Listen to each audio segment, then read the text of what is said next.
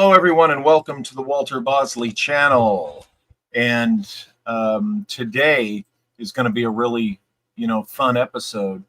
But just because it's a fun episode doesn't mean that it's not essential. Horror cinema is a very important part of modern American culture. And we'll be discussing more of that as we go. Now, I want to remind you all that the Time Travel Guidebook is available at walterbosley.com/shop. Go to walterbosley.com, go to the shop tab, get yours now, because you know what? Does it work? Well, it can't work if you don't try it. So, there you go. You seriously, you got to give this a read. You really do. Now, here's the big announcement for the night. Some of you already know this because we just couldn't wait. Malia and I could not wait to announce it and release it. But yes, ladies and gentlemen, the Esoteric Napoleon Part 2, Volume 2, Number 2 is happening. And you can now pre-order your copy at the special pre-order discount price. That's right, $19.95 at walterbosley.com. Only at walterbosley.com can you pre-order the Esoteric Napoleon Volume 2. Go get it now. Go get it now, because I'm telling you, the price is going to go up when the pre-order sale is over. Okay, when pre-orders end, the price goes up. So be smart. And go get yours now at walterbosley.com. And if you haven't read the Esoteric Napoleon Volume 1, you can get that at walterbosley.com too. So we are really excited. This is the long-awaited follow-up to the Esoteric Napoleon, and I'm real excited to be bringing this to you, okay? I think you're going to find it really interesting. Let me see here. Oh, okay, there's that. So that's the big announcement for tonight. Before we get going on the show here, is that Esoteric Napoleon is coming your way. And again, I'm going to say it again in case you missed it. walterbosley.com. Go get your copy now. Get it pre-ordered so that when it's ready, you've already got yours. Okay. So remember, NimzaCon is coming up in October, and several of you have already got your tickets. But on October 11th through 13th, we're going to be in Sonora, California. And folks, I want to say that I'm going to be doing an episode on the NimzaCon itself, because it's more than just NIMZA. It's not limited to just the NIMZA. It's the Sonora Aero Club. It's the area up there, the California Gold Country.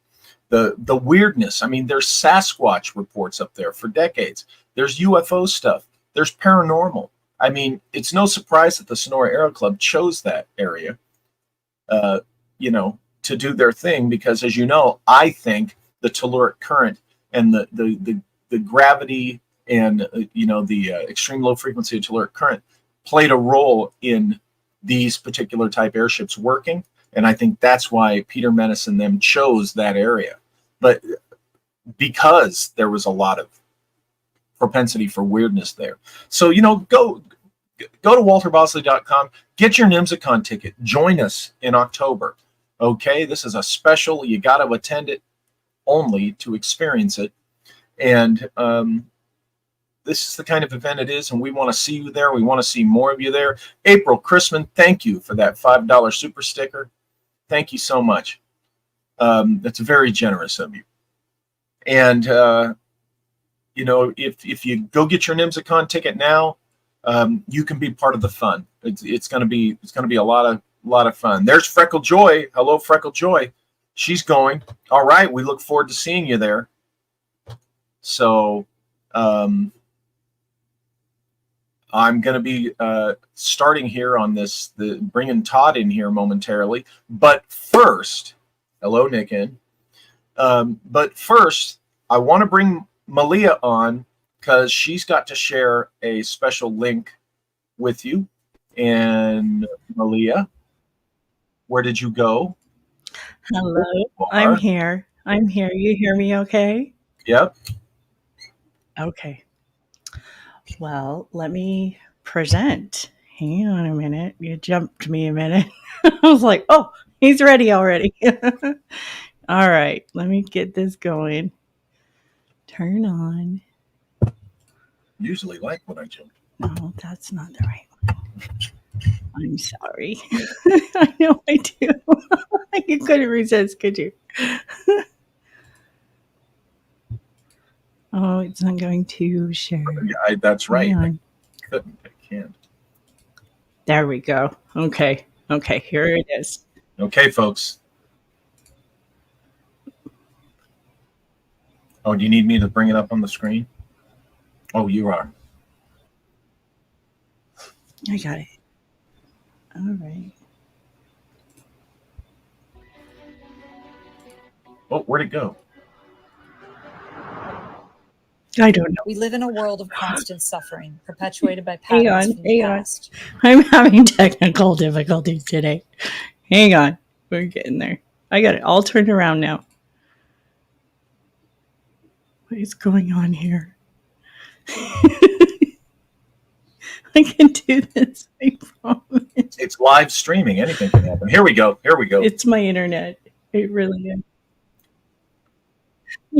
Here we go.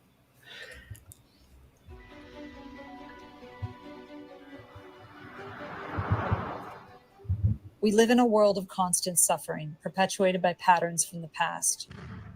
War, anger, fear, judgment.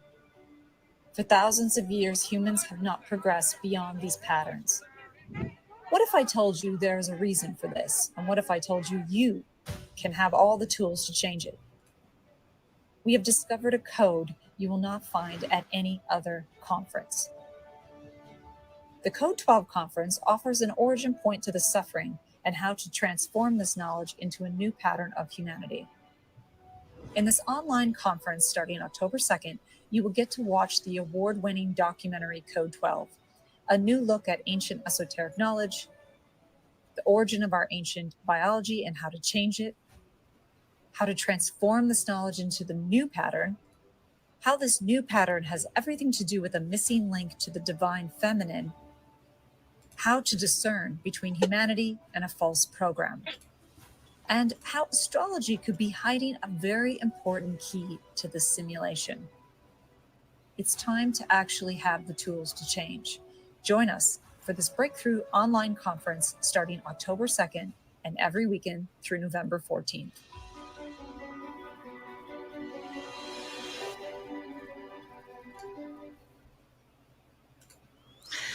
All right. And that is just to announce that we also have, wait, let me stop that. We also have in your subscription emails, and I'll post the link here in the chat, for a limited time, Hathor Studios is going to be releasing the movie completely free for 2 days for the weekend, from September 21st to September 22nd. Now, to get access to that, all you have to do is follow the link I've posted there in the chat. I know it's quite a long link. I'm sorry about that. I guess I should have got a shortcut URL thing, but I didn't think about it till now. But you can sign up now for free at that link and get to see the movie for free coming up here with all of us. That's really cool, folks. You can see it right? for free. Code 12 for free. I'm in it. There's a lot of other folks in it. And for 48 hours. So sign up, folks. It's free.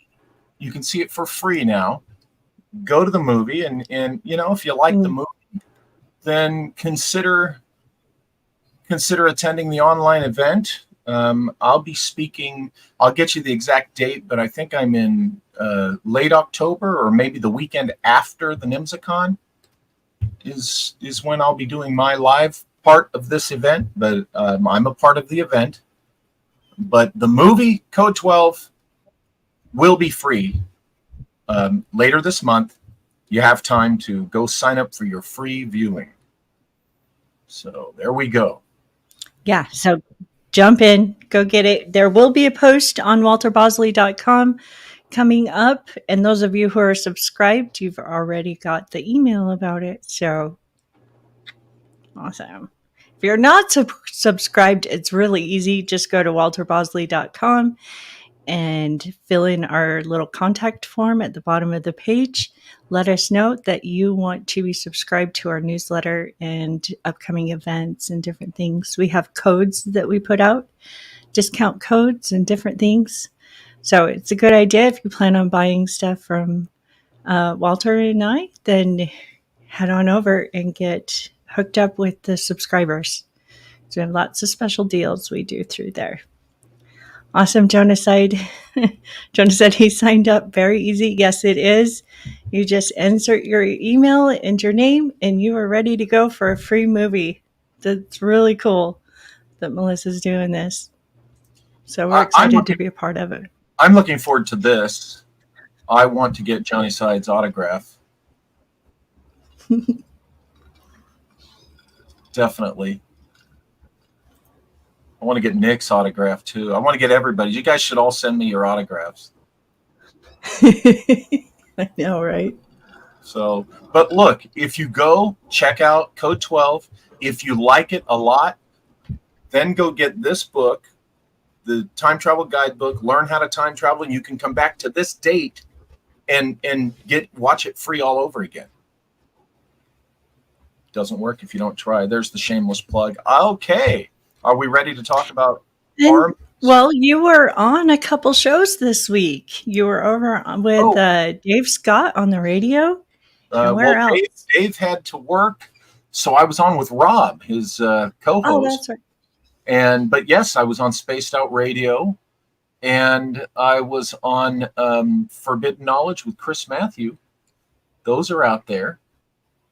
And I think, if I'm not mistaken, I'm not sure if I'm on or if I'm recording something tomorrow. I got to look at the calendar, but I know Monday night, the 16th, or on the 16th. Anyway, I'm going to be recording a Tim Banal episode soon too. Banal of America. Right. So, should we bring Todd on? And yes, very cool. Let's bring Todd in. Yes, it's California. Hello, Todd Wood. Here hello, to my talk. darlings. How are you? Hey, hello there. Hello. I've got my Frankenstein tiki, of course, in beautiful, lustrous black and white. Yes, and I have that I previewed already. My tikis. There he is. Lord Tikal. Pikal. I've got Mucinex spray. You know, in case I start coughing. There you go. Okay. Well, Todd. Yes, sir. Horror films. Recommendations for this Halloween season, which has begun. Yes. We're doing things a little differently this time around, guys. We're going to offer you recommendations, but we're going to also offer you palate cleansers. Because we know that when you're watching super gory, super violent, super horror films, sometimes you just got to take a break. And the palate cleansers we offer are still in the genre of horror, but they may just be, terrible films or comedies, like horror comedies or something to cleanse your palate so you can keep going and persevere through this Halloween season. That's right. And this season is such an important season, and it should be a season because Halloween just is, the two most magical seasons of the year are Halloween and Christmas. you know? Right. Yep. And it's fitting that they should be celebrated just appropriately, particularly Halloween. And the horror cinema is so very much a part of that tradition. Now, what I did, because I've talked about horror movies in the past, I went to my shelves and pulled off 3 that I don't think I have talked about or recommended in the past. So, you know, I thought, well, I'll pull something out that I haven't talked about before. And so, Malia, I'm sure you have a few that you can throw in with us. I don't know. If I think of one. Okay, we'll bounce our humor off of you. Also, we should add we should add that invasion movies, such as alien invasion movies, that's going to be a different show. Yes. You know, I'm glad you brought that up. Let's discuss criteria. Now, I know you mentioned the gory films and stuff. Me personally, I don't count like the Friday the 13th and the stuff like that as those are terror films. Those are terror. Those are stock slash films. As an example, I will use a terror film as an example for terror film and then palate cleanser. Yes, there you go. Just so y'all know, okay, so this is what we're talking about. The movie Halloween. That's a scary ass movie if you've never seen it before. But we consider that a terror film. But it is acceptable for Halloween viewing. Yes, exactly.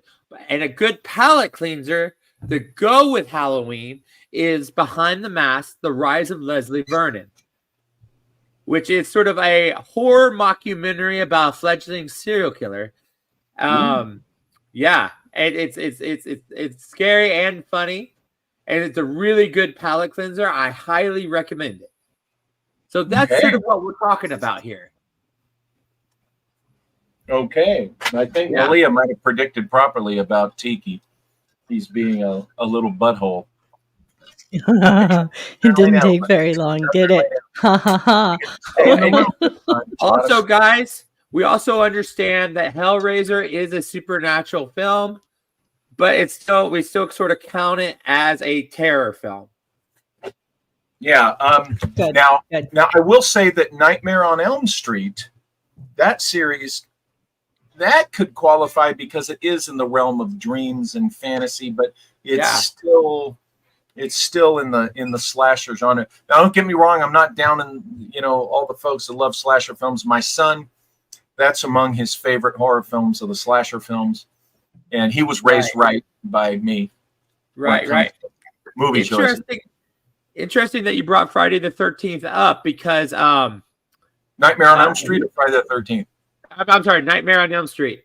Because the guy who plays Freddy Krueger is actually in Behind the Mask, The Rise of Leslie Vernon. Oh. So you know how like Michael Myers and like Halloween, there's the doctor who's after Michael Myers. Mm-hmm. The Freddy Krueger guy, the actor, I can't remember his name off the top of my head right now. Is sort of the he plays that role Behind the Mask. Robert Englund. Yeah, he plays that role Behind the Mask, The Rise of Leslie Vernon. Now he's really good at it. You Stalk and Slash fans have probably heard of Adam Green and his films, the Hatchet series, Hatchet 1, Hatchet 2. My son worked for Adam Green for a year and worked on one of the Hatchet films, and knows is acquainted with the guy who played the killer. His name begins with an H, Hotting something or whatever, Otter or whatever. Anyway, so he's been involved with slasher cinema. But here's the thing. Halloween season, the kind of horror cinema we're talking about is, number one, classic Universal horror. Okay? That's obviously the classic Frankenstein, Dracula, Wolfman, the Mummy, things that have to do with ghost, poltergeist, the supernatural, the paranormal, supernatural, yeah, exactly. Ghosts. Now, zombies are slasher terror gore in the modern sense of zombies. Now, if you're talking that old voodoo type zombie that's eerie and creepy, that qualifies in the classic. Now, it doesn't have to be from that classic era, because we have the Hammer horror, you know, with about vampires and ghosties and werewolves and witches and stuff. Oh yeah, for sure. Christopher Lee. And then of course there's, you know, right on up to today. A couple of the selections one of them I'm gonna point out, Werewolf series of films. And then of course there's Coppola's Dracula, which is fantastic. So you know, generally things that are like that. But that's just me. That's my qualification criteria. And it you know, and we'll get into the. You want to get into the recommendations now? Yeah, sure. Sure. Because we're counting Night of the Living Dead as sort of a terror type of thing.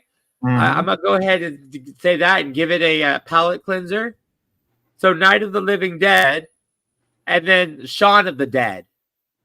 Yes, great palate cleanser for after you watch Night of the Living Dead.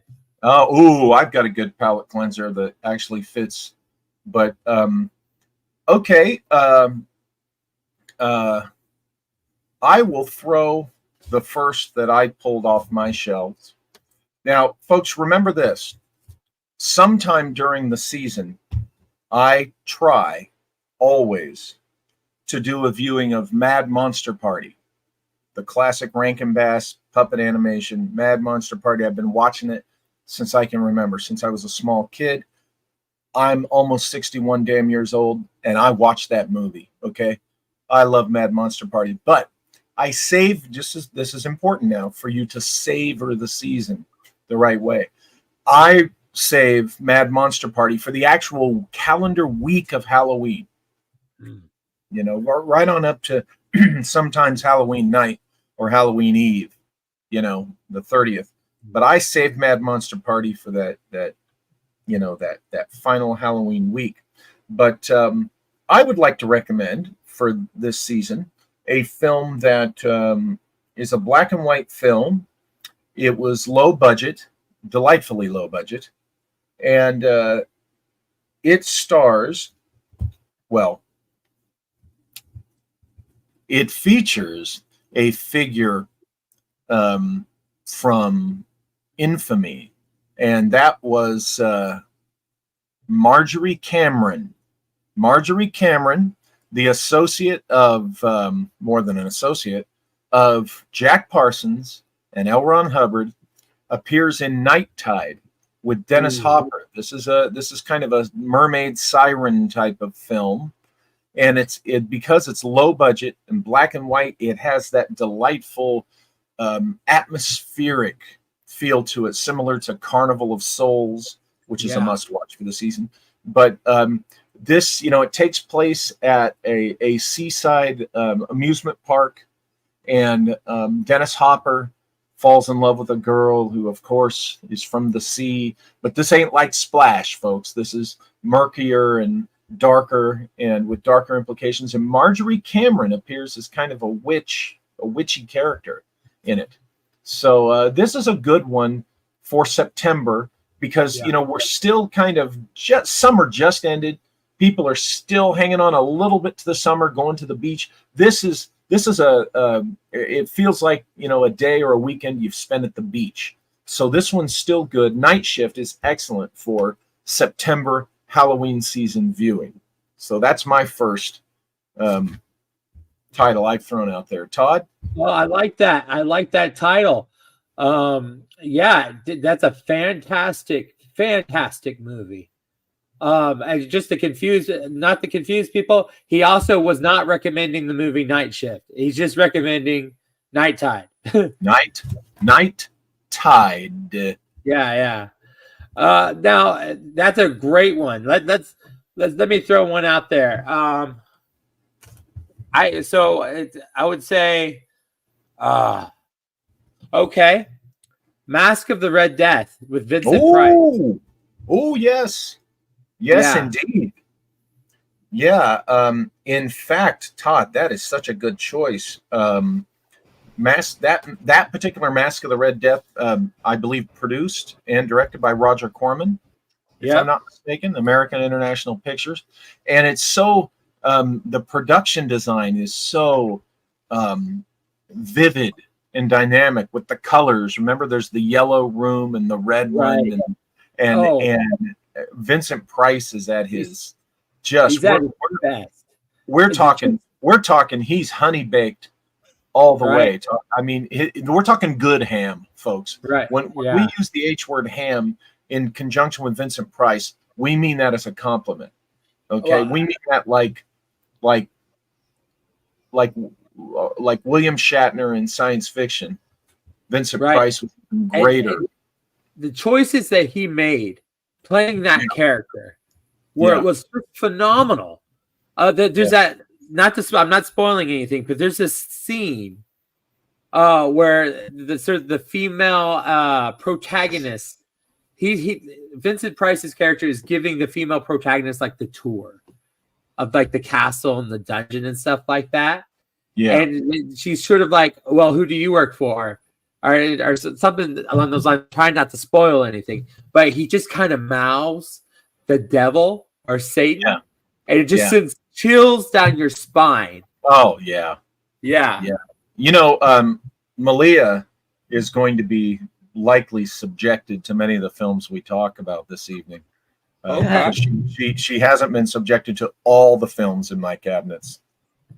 And I think Mask of Red Death is in your future, Malia, near future. As long as it's like in black and white, then I'm up for it. I like the old stuff. It's in vivid, rich, almost Technicolor color, and it just works. Okay, that counts. Yeah, it works. It works. Right. And, Roger Corman, he did multiple sort of Edgar Allan Poe movies. He did Tales of Terror, which a technical advisor on that film is, guess what, guys? You can drink now. It's my favorite guy, William Joseph Bryan Jr. So take a shot. Yep, William Joseph Bryan. Yeah, he's in the mix here. So you'd want to see that. And Tales of Terror, he actually teaches Vincent Price how to hypnotize somebody just by staring at them and making eye contact. So let me throw out kind of a palate. I think this work is a palate cleanser because it's a comedy. Okay. And I don't recall it being particularly gory or anything, but that's Bubba Hotb. Yes. Bubba Hotb, a Bayou, Louisiana mummy, is on the prowl in old folks' homes. Yeah. You know, and get this, folks, Elvis Presley switched places with a double years before so he could live a life, and he ends up in this old folks' home with John F. Kennedy, whose soul, spirit, consciousness was transported into the body of Ossie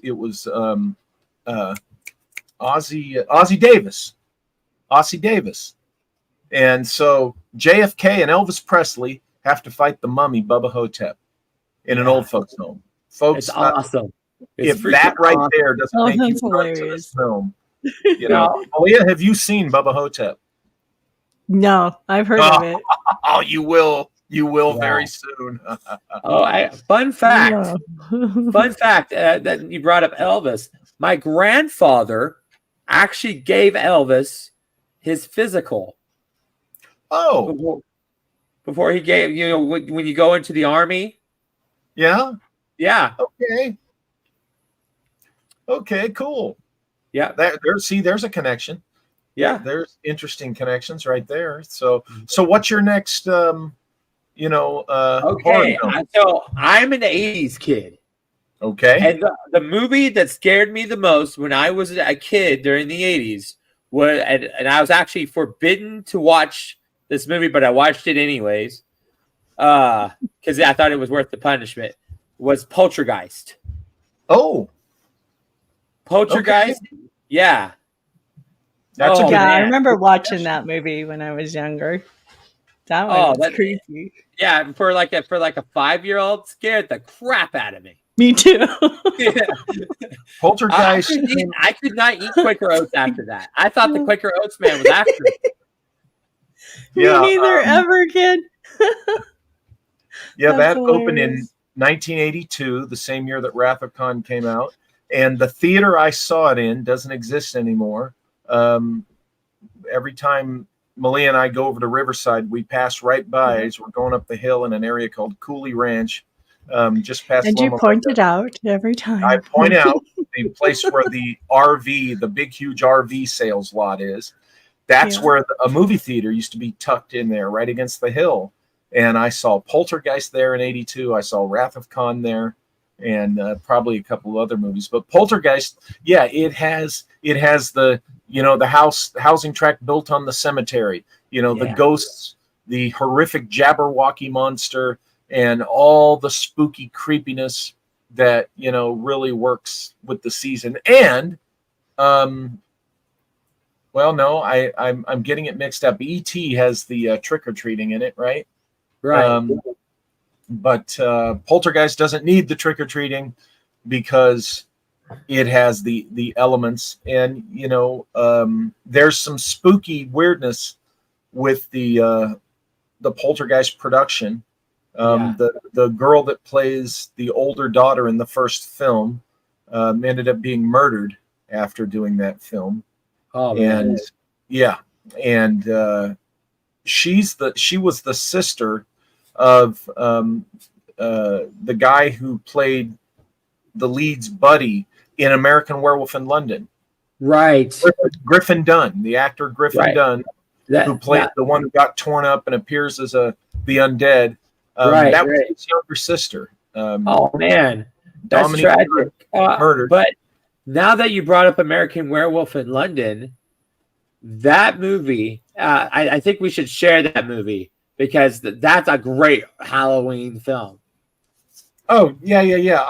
In fact, I was going to talk about the Howling series. Yeah, do it. Go for it. Okay. The Howling, I read these books there by, I think, Gary Brandner, if I'm not mistaken. I could be wrong on that. But I read the first two books when I was in high school, and I really liked them. And the first film, it's considered a 19 I'm pretty sure it was 1980s, 81. Yeah, this is considered an early 80s classic B horror picture to this day. It has a fantastic werewolf transformation prior to American Werewolf. Right. Oh, by the way, Robert Picardo, who played the one of the, he was a, what do you call that? A robot replicant kind of character, I think, right? Right. Was he a robot in Star Trek, or was he a human? I think he was a robot. Yeah, and he plays the first werewolf encountered in The Howling, and of course D. Wallace Stone, who I mentioned, E.T. She's the reporter who she's kind of lured into this world of werewolves, and there's the small village out in the rural areas. If I'm not mistaken, I think they shot it up around Ojai, and there's it turns out the whole village, the whole place are werewolves, and there's some excellent stop motion animation in this movie. Yeah, of werewolves and it features John Carradine. Yeah.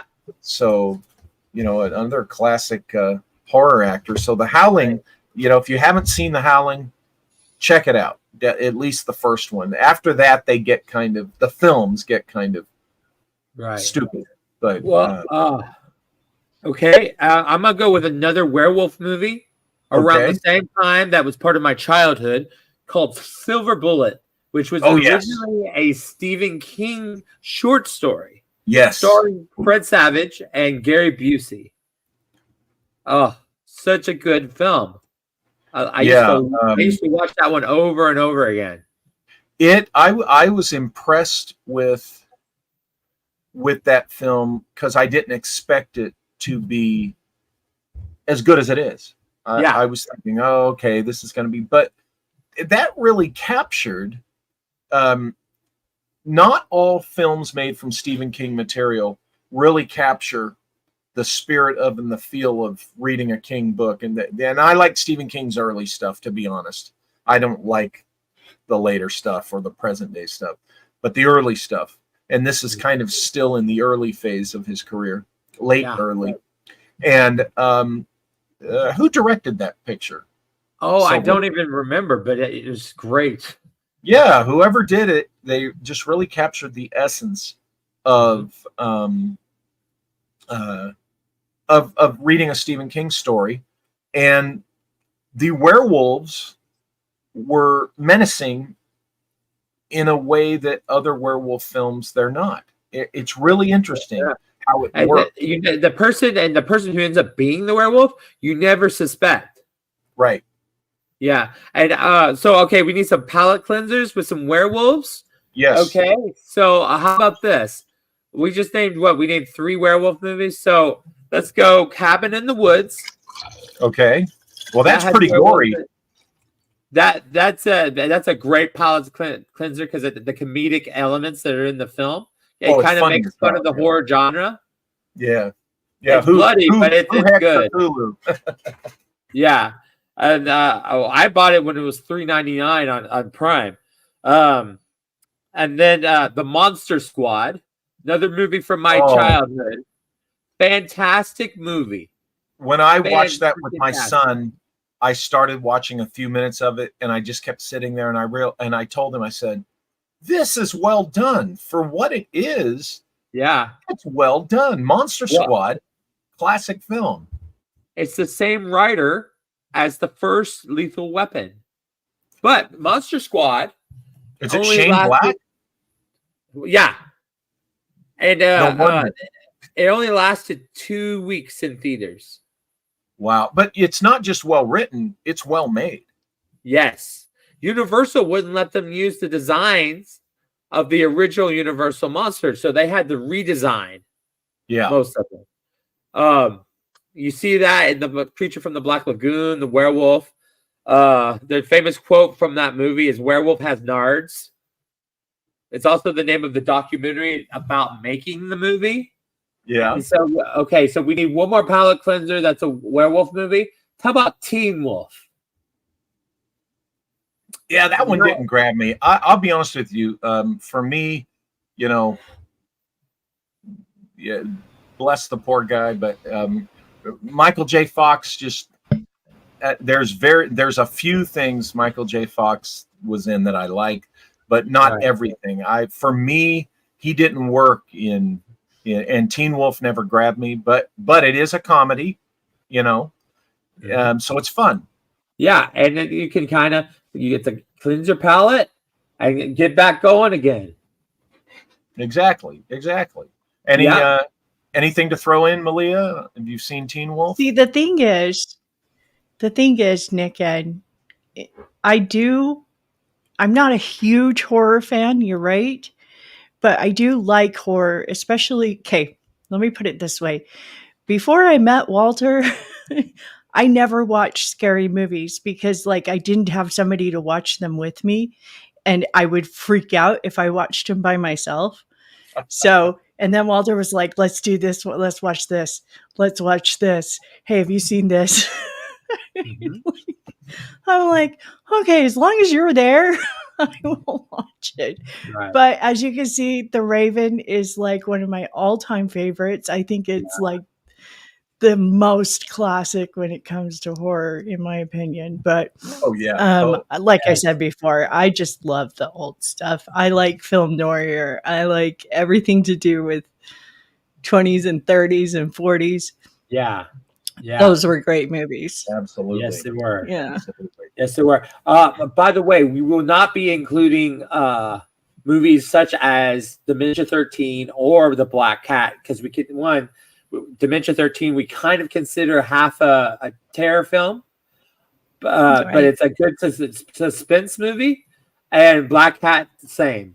It's more of a suspense film. So those are not. Yeah. Those will be in a different show if anybody's wondering. But remember, we kind of, for seasonal viewing, we have to make exceptions because we do for the actual Halloween films, John Carpenter's or the other ones, if you like those, Right. because it's Halloween themed. Also, the film that came out about 10 years ago titled Trick or Treat.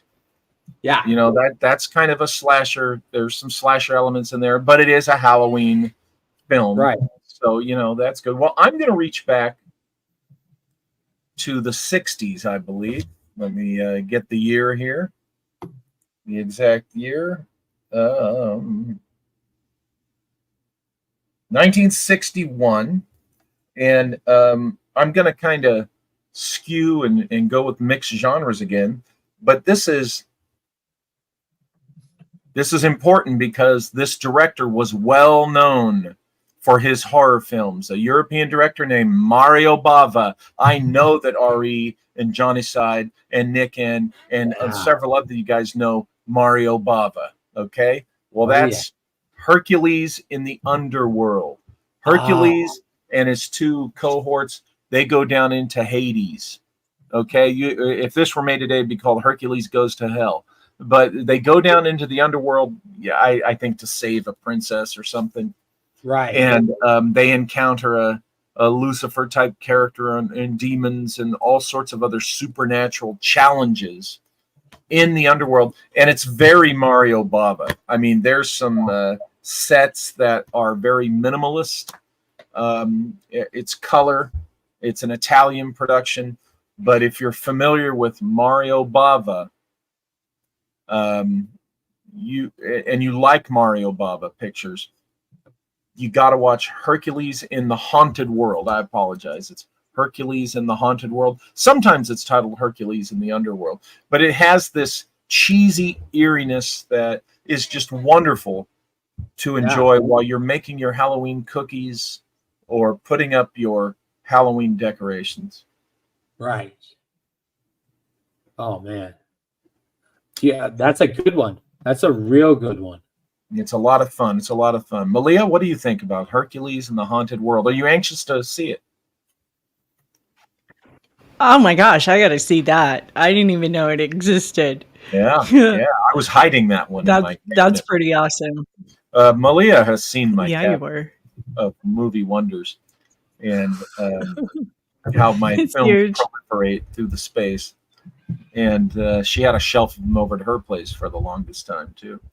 So, a few of them, huh? Exactly, yeah. And there's always horror in the mix because I personally, that was the first genre my dad really heavily introduced me to, and I passed on the tradition to my son, and to this day, horror is his favorite genre, you know. So, Todd, what's your next horror suggestion? Ooh. For the Halloween season? I'm going with Bram Stoker's Dracula. And I'm going with Bram Stoker's Dracula for this reason. I do love the Bela Lugosi Dracula, but with Bram Stoker's Dracula, they add so much more to the lore, mythology, such as the Order of the Dragon, right? Yeah. There's a lot more you can kind of sink your teeth into. No pun. Oh. Oh, Todd, your microphone's isn't that? I guess that's the universal. He got that when I said your microphone, the noise. I'm back. We could not hear the words coming out of your mouth. To quote a film. I said no pun intended. Okay, but the great thing about that is Francis Ford Coppola's son did some of the special effects. And they were practical effects, which, folks, when I first saw that movie and the practical effects, which I had just absolutely loved, the miniature train, the in camera, what they mean by in camera is it's a physical practical effect done on the set, which the camera captures, is filming it as it's done. Right. That film, and that was the perfect choice. Coppola was dead on with having, hiring his son to do those practical effects, because that really, lends to the whole charm of the thing. This is why I wish somebody would pick up the torch from Ray Harryhausen and go back to making Sinbad movies and fantasy adventure movies with stop motion animation. Stop with this. Yeah. You know, everything's got to be digital. You know, just do it. Just do it. The money, the gazillions that are being spent on movies, don't tell me it's too expensive to do that. Baloney. You know, just use 1/10 of the people that are employed on films today, and, you know, put the money into doing these. Because, you know, I was watching my Harryhausen film collection, little bits of it the other day, and it just works. It looks wonderful. But practical effects, particularly when you're telling a classic horror story.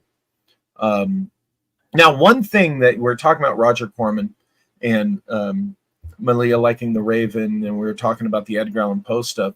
Corman, for those who don't know, many of you know this, Corman often would, or not often, but sometimes would, he would take the title of, for instance, The Haunted Palace with Vincent Price, and he would take the Poe title but do another story under the Poe title. And The Haunted Palace is actually the Lovecraft story, The Strange Case of Charles Dexter Ward. But it's the title from the Edgar Allan Poe poem, The Haunted Palace. And it features, of course, Vincent Price and, oh my gosh, what's her name? Elvis was in love with her, did a movie with her. Oh my gosh, she's in... Malia loves these movies, or likes these movies, that the Indian Tomb and the Tigers of Eshnapur. Remember those? Yeah. And I'm doing a brain dump on her name. I know Artie or Nick or Johnny Side can help me with that. But she did a lot of classic adventure. But you know, she was in The Haunted Palace, and Lon Chaney Jr. was in it. Speaking of Lon Chaney Jr., what comes to mind is another one, if you can find it. I'm trying to get a copy. I haven't found one yet. And this is a picture done by the company that had greenlit and was getting ready to start building the sets for Secret of the Amazon Queen. And that is My Way Pictures, directed by Edmund McGarr. But it was the picture they did right before they were going to do Amazon Queen, and it was House of the Wolfman. And it features Ron Chaney, who is the son or grandson, I think, of Lon Chaney Jr. He's one of the Cheneys. And he's in the picture. But it's one of those where the Wolfman's in it, Frankenstein and Dracula, of course, are in it. It's shot in the some people say 30s style. It's black and white. It's more of a 40s style, early 1940s style movie. That would make sense because the Wolfman didn't come out until 45. 41. Yeah. But yeah. You're right. It makes much more sense for the 40s. But I got to go to the DVD release party for that, and stood there for about an hour drinking beers with Daniel Roebuck, the actor Daniel Roebuck. Really nice guy. And but anyway, what happened was, I told you guys the story. The producer was tragically run down by a drunk driver, basically an asshole of a human being, drunk out of their mind at 9:30 in the morning behind the wheel of a car. You know, so we have to endure. Well, there's more to that story too. Maybe. I don't know, but I tend to get superstitious about Amazon Queen. But go ahead, Todd. Okay, I'm gonna throw an on. I have to use the restroom real bad because of the water, but I'm gonna throw an honorable mention in there for the Dracula movie, and that's the last. It's a newer film, Last Voyage of Demeter. And why I like it, that one was good. It's the middle of the story. Yeah. Okay. You know, it's the middle of the Dracula story. It's between him in Transylvania, and him in London. That's Yeah. why I think it's nautical, takes place on the ship. I really appreciated that film, and it came out this past summer, I think. Yeah, it came out last year. Yeah. Late last year, Yep. I think. And Malia and I watched it on streaming. And Yeah. now I let's bet- That remember was fun. too that the new Nosferatu movie is coming out this November, if I'm not mistaken. Right. Now, the Mhm. guys, it's great that Walter brought that up because there's a really good palate cleanser to go with that. Starring John Malkovich. I'll let Walter tell you all about it. Oh yes, yes. Shadow of the I'll Vampire. be right back. Okay, yeah. Shadow of the Vampire. Malia, have we? Whoops. I guess it's me. Shadow of the Vampire. With I'm here. Willem. I just had to So- turn my video off. I think you and I watched. Yeah, Well, I'm no. here. I just have to turn my video off. Yeah, but did you and I watch Shadow of the Vampire? You hear me? Yes. Can you hear me? No. Uh-oh. Yes. You can hear I me? just have to turn my video off because I get glitchy. So Okay, it's a can you hear me? disembodied voice. At But the you can moment. hear me, right? Hello? Yeah. Yeah. Okay. Can you hear me okay? Yes, I can. Okay. Yeah, Yeah. All good. Oh, yeah. I should be able to Shadow of turn the my phone. Vampire. I'm not There we sure go. if I think you and I watched it. The one with Willem Dafoe. No. He plays the actor playing the Nosferatu vampire, but he's a real vampire. It's Max Schreck. It's Okay. what- I think I kind of remember that. Yeah, and he lives in the cave, and he keeps killing people on the production. And John Yeah. Malkovich plays Yeah. I F.W. remember that Brown. now. Yeah. Oh. That was funny. He does a That's wonderful it. job. with F.W. Yeah, Brown. it's a great palate cleanser, guys. Yeah, as a matter of fact, here's what I recommend this season: Shadow of the Vampire, because there is a comic element to it. Yeah.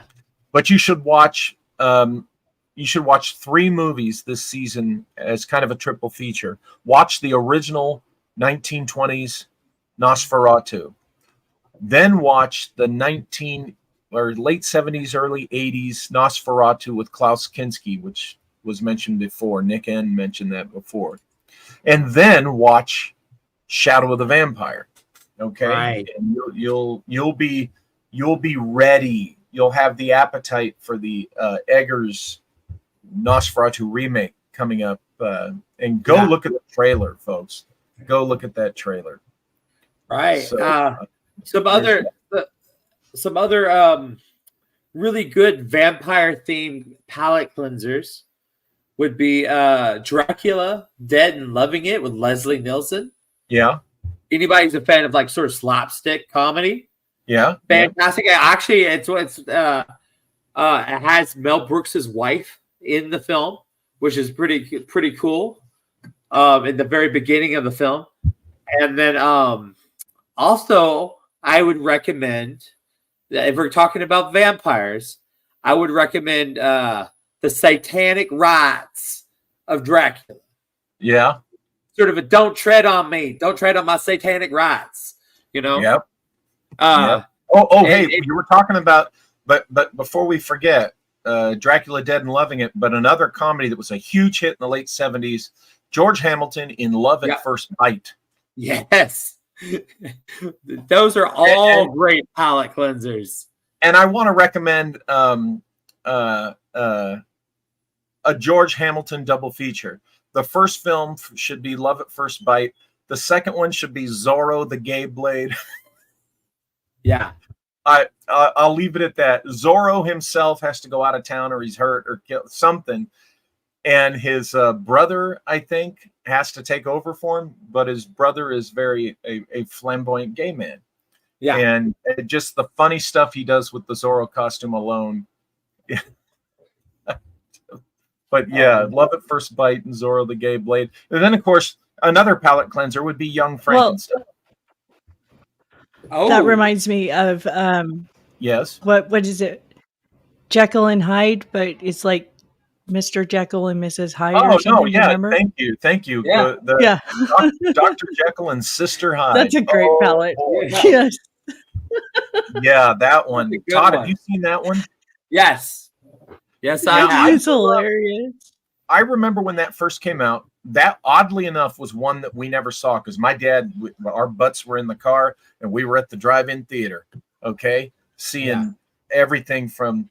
Let me tell you, we lived in Rialto for a while when I was a little kid. We went to the Foothill Drive-In, which, by the way, a little trivia, was owned by the Tharp family. Now, those of you with a theatrical background of the theater will be familiar with the name Twyla Tharp, who was a very famous Broadway choreographer. Well, that was her family. When she was a little kid, she worked at the Foothill Drive-In in Rialto, California, out here, right on Route 66. Well, I grew up going to see a lot of movies there, and one of them that my dad took us to see was a C grade, maybe a D grade horror film titled Gruesome Twosome. Look that up. Yeah. The title has been reused, but Gruesome Twosome, that's family legend. Our dad taking us to see Gruesome Twosome plus Velvet Vampire. But Right. but I should movie? tell people. Oh, go ahead. what was the movie we were talking about that led me to that? I think we were talking about vampire films. The guy, Zorro, the Gay Blade, and all that. Oh yeah, we went from George Hamilton to driving right. stuff. I should tell you the reason why the Satanic Rites of Dracula are a palate cleanser is because it's just like it's Christopher Lee's last Dracula movie for Hammer, and he just looks so depressed in that movie. In fact, like I don't know if Dracula's having a mid-afterlife crisis or what, because he has to resort to like biochemical warfare. So he's having some confidence issues in that film. Also, Once Bitten. If anybody out there's a Jim Carrey fan, it's one of his first films. Great vampire comedy. I'm going back to you, Walter. It's your pick. Well, one last vampire one to throw out there, what I just mentioned, the 1970 Velvet Vampire film. It's just as you would expect, 1970. I think it was filmed out in the desert, and there's a lot of nudity and weird, moody nudity, very 1970 kind of film, but I recommend it if you like those B-grade films. Now, as far as creepy atmosphere, there's always Carnival of Souls, which we've talked about a lot, and there's I lost it. It slipped my mind. I had one on the tip of my tongue, but this is one of those things where we could go on forever and ever. Oh, this movie, oh, that movie. Yeah. Well, Carnival of Souls is I mean, that's a great movie. That that's kind of funny because I always thought like The Sixth Sense sort of took something from Carnival of Souls in a way, kind of a philosophical way. Yeah, and a plot device, which we won't say because there might be someone out there who hasn't seen The Sixth Sense. But here's the thing I like about Carnival of Souls: it proves that you do not need a big budget to make an effective film that can be a classic film. And Carnival of Souls was done by Herc Harvey. He was an industrial filmmaker. Our friend Ari Bavel knows more about Herc Harvey than I do, because I talked about our good friend Cardinal Sin and I used to talk about that film, and they're from Lawrence, Kansas, and that's where it was filmed around. From that and Salt Lake City also. But you talk about mood and atmosphere. You talk about a creepy, eerie plot. Just the visual execution. Herc Harvey, that particular film, he made industrials, he made commercials, he made educational films for industry. And the thing about Carnival of Souls, it inspires me as a micro-budget filmmaker because Herc Harvey was smart enough to use his budget limitations to the benefit of the picture, the way it looked. Yeah. And I try to do that. I try to use my budget limitations, and I say, what can I do with my budget limitations? Well, that's one of the reasons why I do the silent black and white 1920s style pictures, because I'm not going to be able on my micro budget to light things and shoot things like modern Hollywood. And who would want to? That modern Hollywood sucks. And so Herc Harvey was a genius, and his film still stands as one of the great masterpieces of the genre. Right. I should tell people that film is public domain, so you can watch it for free on YouTube. Yep. There you go. Okay, I got one for you. Yeah. One ghost story to another. Turn of the Screw. Ooh, the best adaptation creepy. of Turn of the Screw was The Innocents from the 1960s, the black and white one with Deborah Kerr. Yeah. Oh, yeah. Yeah, and anybody who's a Dark Shadows fan, they adopted the Turn of the Screw story multiple times, or at least elements in multiple story arcs in Dark Shadows. But yeah, it's a great freaking movie, and it's gothic horror. So Well, Malia's a fan of Dark Shadows. Yeah, I am. I was going to say, you're talking to a full audience here, because I think all of us are fans of Dark Shadows. No, man, the original series was just, I know. It was great. Just amazing. It scared the hell out of me when it first ran, because I was 4 years old when I started watching Dark Shadows, because the babysitters, that would come over would watch it. And so it was on, and I'd be under the coffee table. I like to lay under the coffee table, and I'd be there when Barnabas had the fangs and the skulls, in the doorway. It's such ahead of its time as a show, because it's really the first paranormal detective show, because you had Julia and Barnabas working together, but in a strange way, they're sort of polar opposites, where Barnabas is trying to regain his humanity, and Julia is trying to be more like the monster Barnabas. Well, because she's in love with him, the unrequited love. She's so heavily feels for him, and he's in love with Josette, and and then of course there's the Angelique thing that going on there, and so. But yeah, you're absolutely right. The season, the episode off on Angelique. Yeah, exactly. The episodes where you have Barnabas, Quentin, Julia, and Dr. Stokes all working together, particularly when Barnabas goes back in time using the I Ching. Now remember, my time travel guidebook did not exist back then for Barnabas to use. So they had to use the I Ching, Walter Bosley. Yeah. Malia, was that good? Did you like that plug? Well, let's see here. Do we have we need a good palette cleanser for that? So a palette cleanser for Dark Shadows would be just go movies. Find the spooky, kooky, spooky episodes of Gilligan's Island, like when they went to that island and that mad scientist had them. That's a good Halloween episode. That's a palette cleanser. The episode of Gilligan's Island where they all go to that other island, because they use shots of the castle looking over the sea from Roger Corman films. Yeah. Well, it's controversial, but Ghost Dad. Ghost Dad. Yeah, and okay. You mentioned Michael J. Fox, and I said I'm not really one that I love. I know where you're going. Yeah, the Frighteners. Frighteners, folks.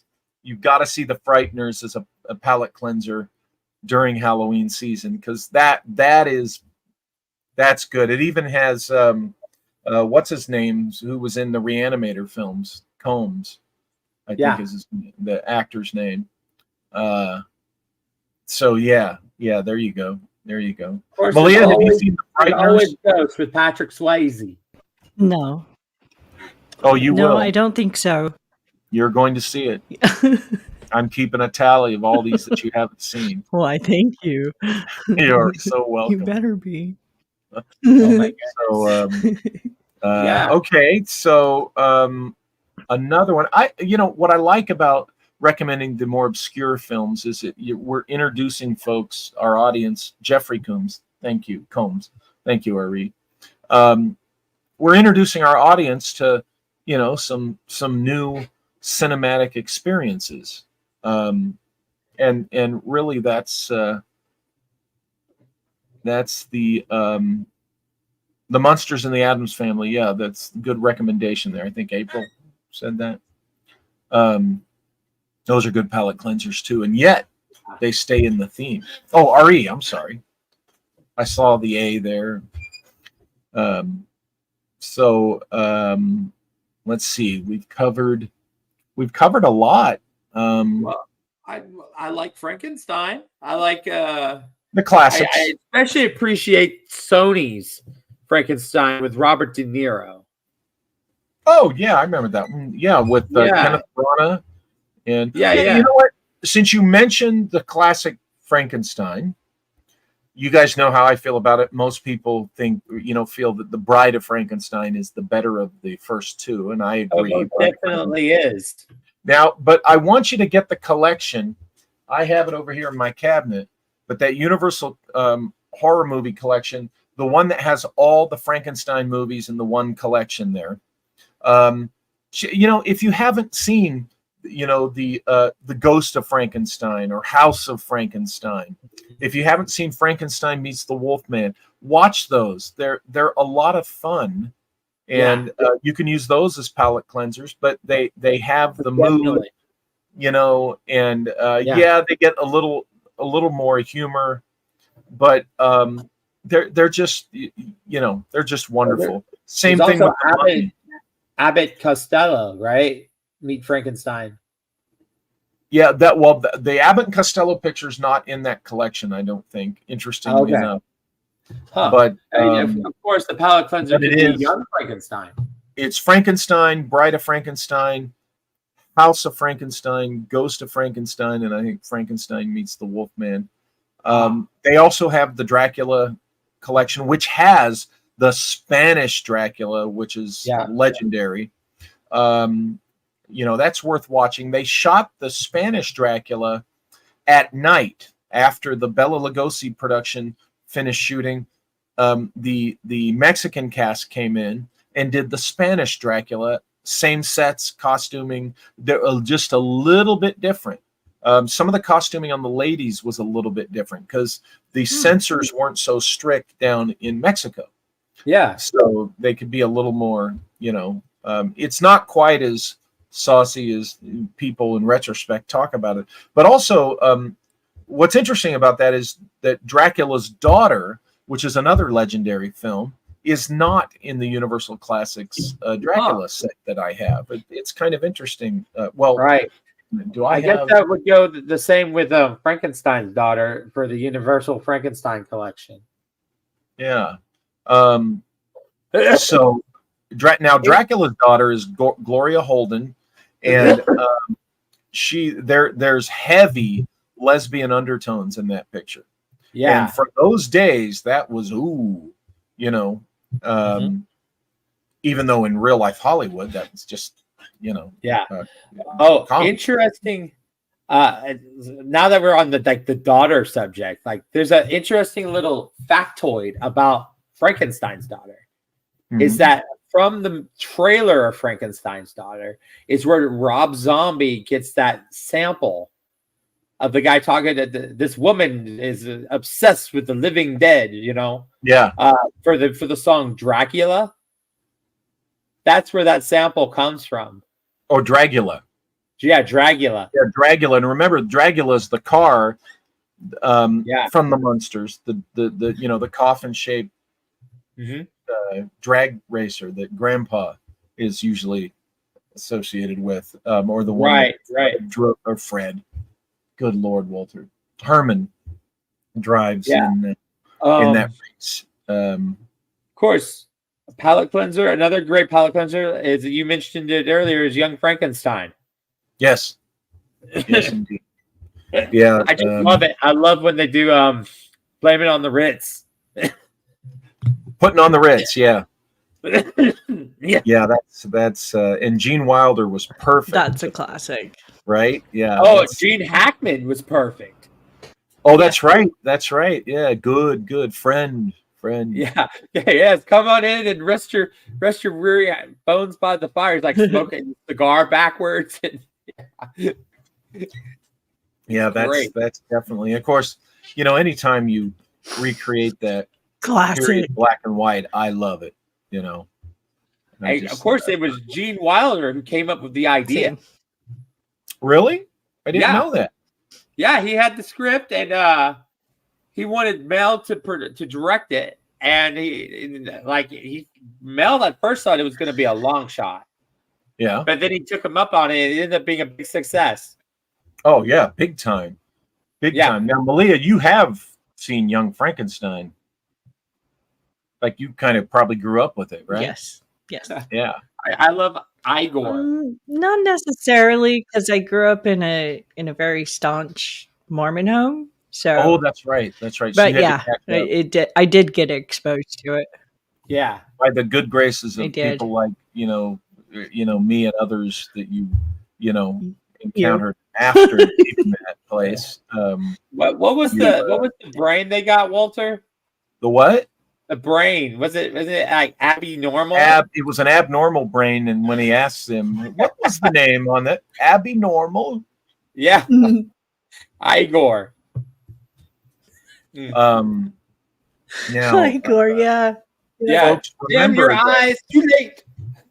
Remember, I've had a guest here a couple of years back, Scott DeHart, who is the author of Shelley Unbound, which is the true story of who actually wrote Frankenstein.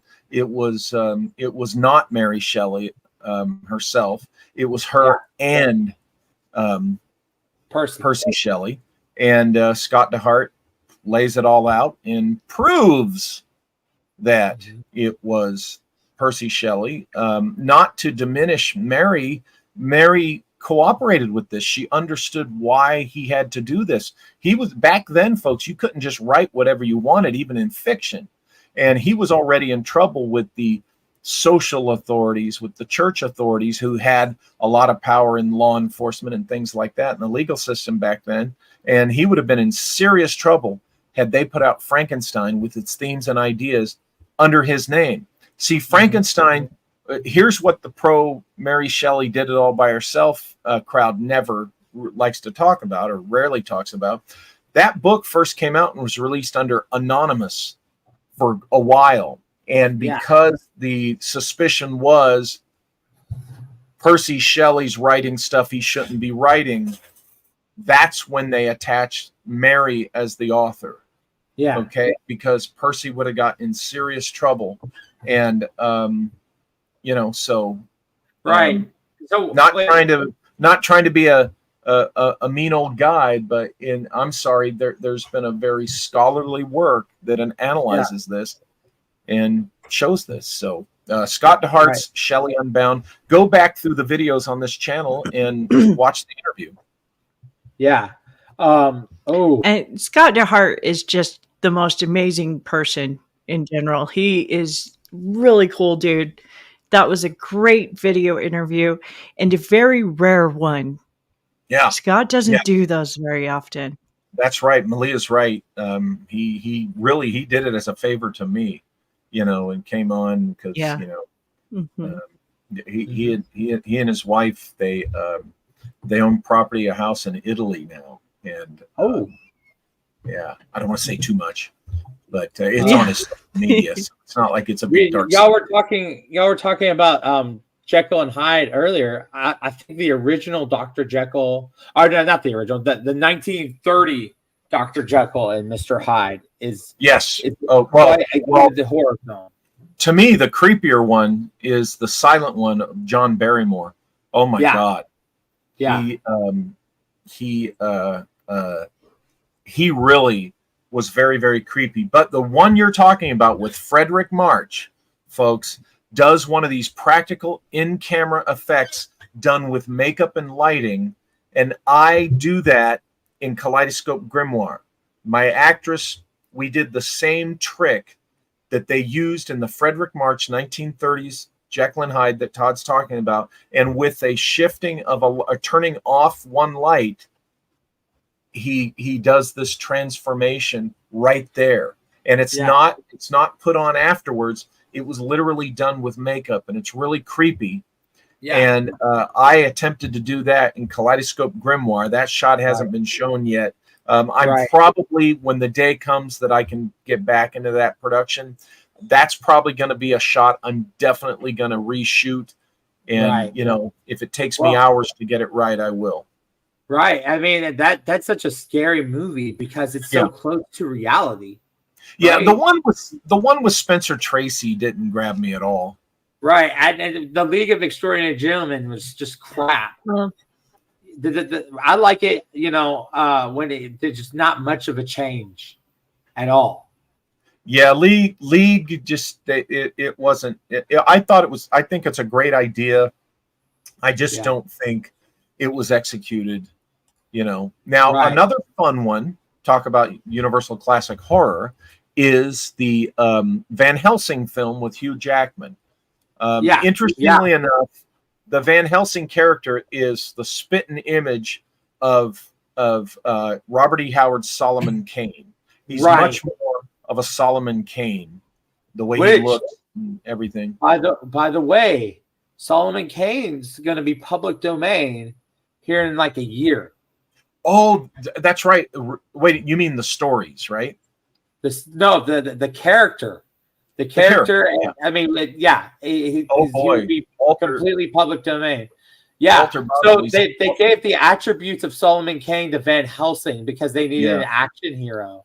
Yeah, right. Well, Walter Buckley is going to take advantage of that because Solomon Kane is an awesome character, even though ironically he's a Puritan, and I think Puritans were assholes, which they were. But still, it's a Robert E. Howard version of a Puritan. They needed it. Thank you, Johnny Side. Oh, do you mean My Hell's Bells? Has anyone seen that one? Do you mean My Hell's Bells? Your Hell's Bells.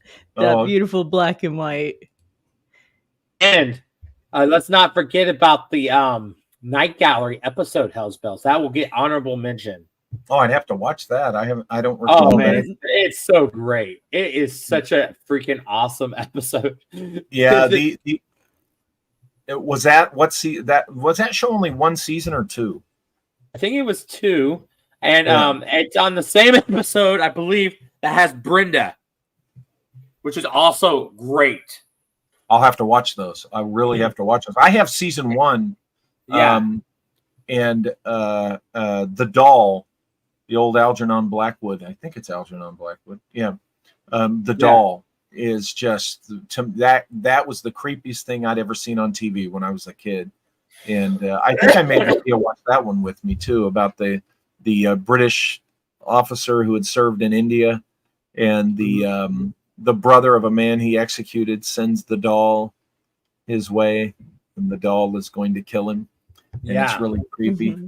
That is some fantastic television horror. I wanted to give people one more example of Dr. Jekyll and Mr. Hyde in a more modern sense.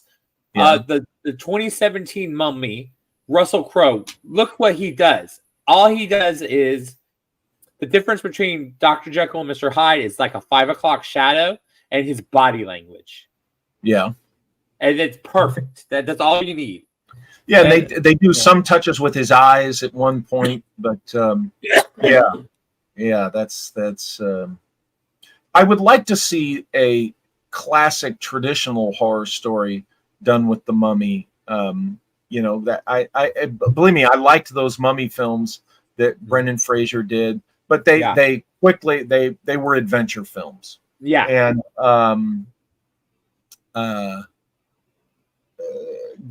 Anne Rice did a novel titled Ramses the Damned, or The Mummy, or Ramses the Damned, which is, classic. If you took Barnabas Collins, or if you mixed Barnabas and Quentin and you made him the Mummy, as I recall when I read that, and I think that would make a really cool film. I wish they would make that one. Mm-hmm. Malia and I are going to go check out the Anne Rice suite at the Mission Inn. Ooh, that's cool. Yeah, I used can't to wait. really like That Anne will Rice be a really whole lot. cool. Yeah, there's an Anne Well, Rice. you know what they did, Todd? What? They just released a huge announcement that they are going to now, and before, see, they were trying to cover up that these even existed. Yes. Yeah. They are now going to open the catacombs and the tunnels underneath Mission Inn. Oh, Yep. wow. Yes. That's For crazy. tours. So, yeah. Oh, Yeah, okay. We're going to go check that out. Just to go back to Corman for a bit, the movie The Terror Yes. with Jack Like Nicholson. Tare? Terror. Terror. Oh, terror. Okay, gotcha. Yeah, which is also public domain, guys. Great Cool. film. Very cool. Very cool. You remember, guys, if you want to do a Halloween season watch party, just let me know. Yeah. Oh, Well, hey, we're at the hour and That's 20. Walter. Walter, Yeah. can I tell people about the Ultimate Palette Cleanser? Yes. It's a little film. It's God's gift to cinema. It's my generation's Batman v Superman. It's called Leprechaun in the Hood. A beautiful Leprechaun in story. the Hood. Yes, a beautiful story where Tyrese Gibson and the Leprechaun go head to head against each other, but eventually earn each other's respect. And the Leprechaun even raps in the movie. Holy crap. It's yeah. They don't make them like that anymore. Well, I want to say this as we're coming to this point in the show. The beauty of horror cinema is it doesn't have to stop on November 1st. Because when you end the Halloween season and you're going into the Christmas season, horror still fits. Horror is still wonderful through the entire season. So,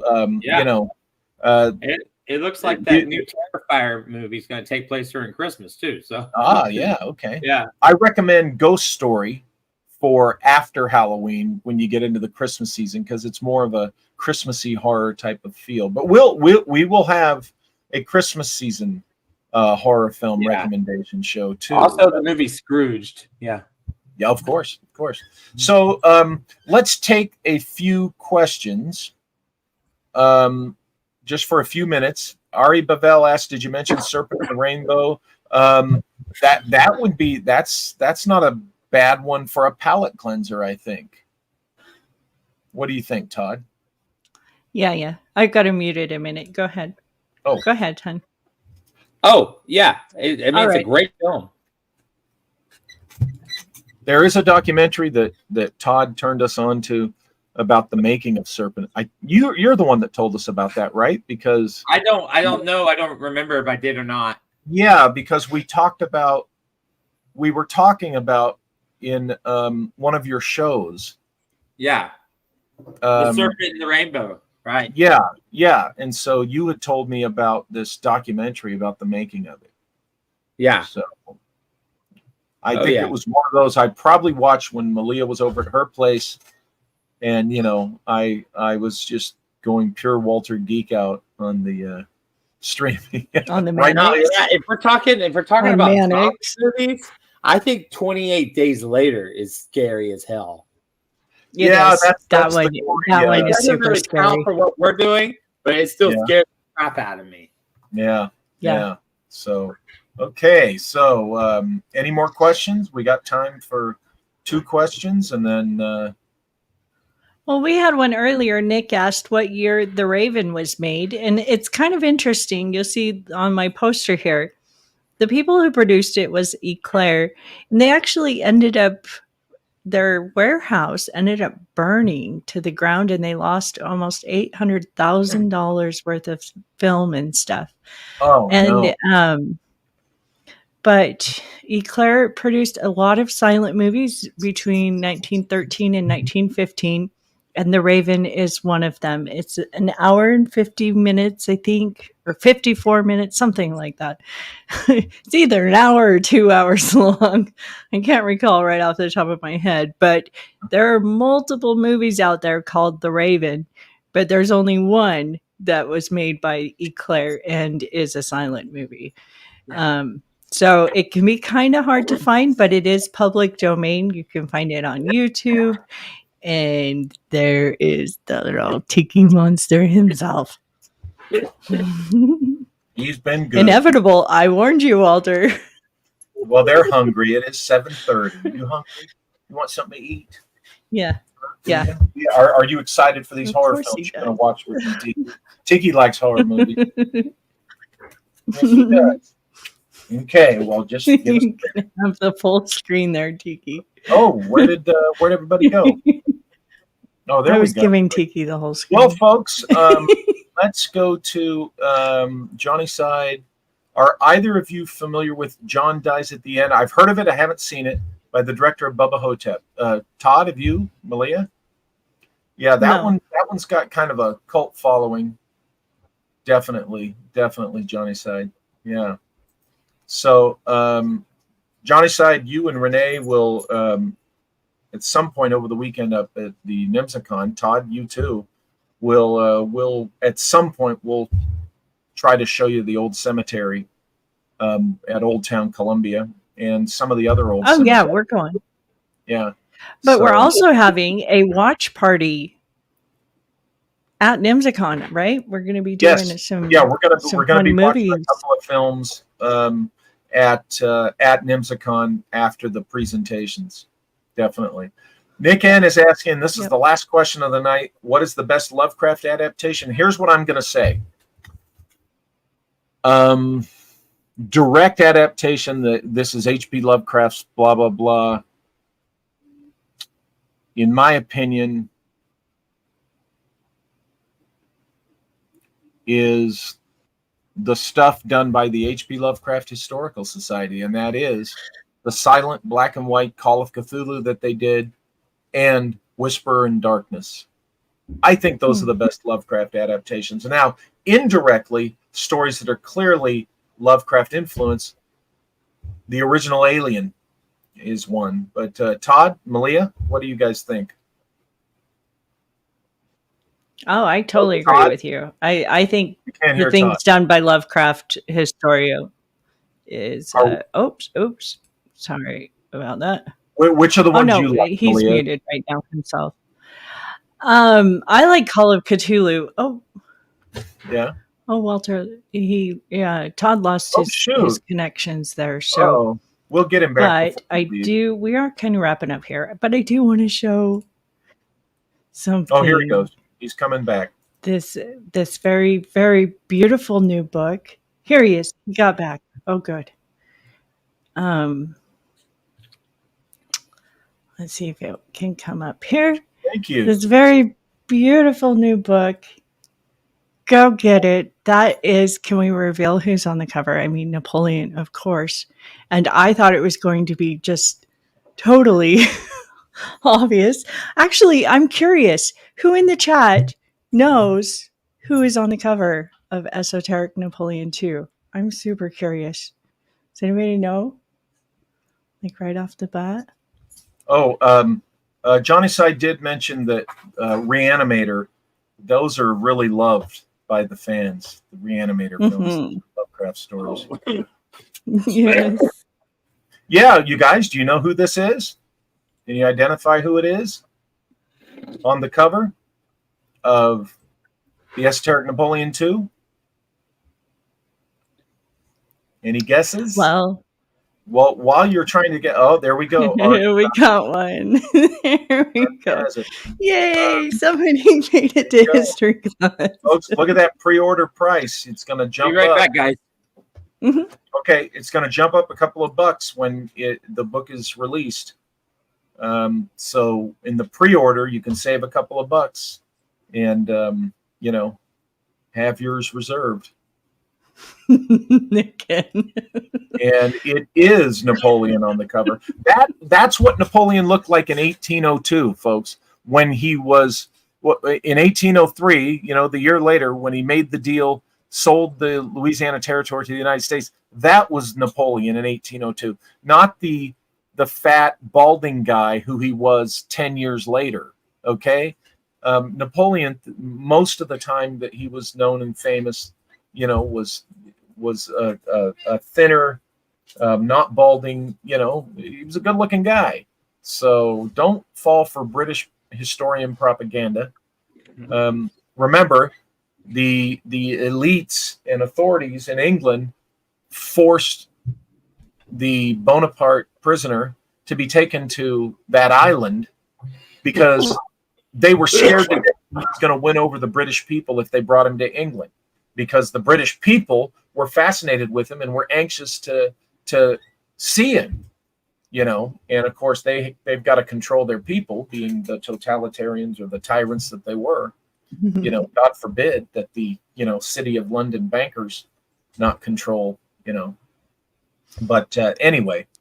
Do you know what Ari is referring to here? No. He says, "Stop touching me."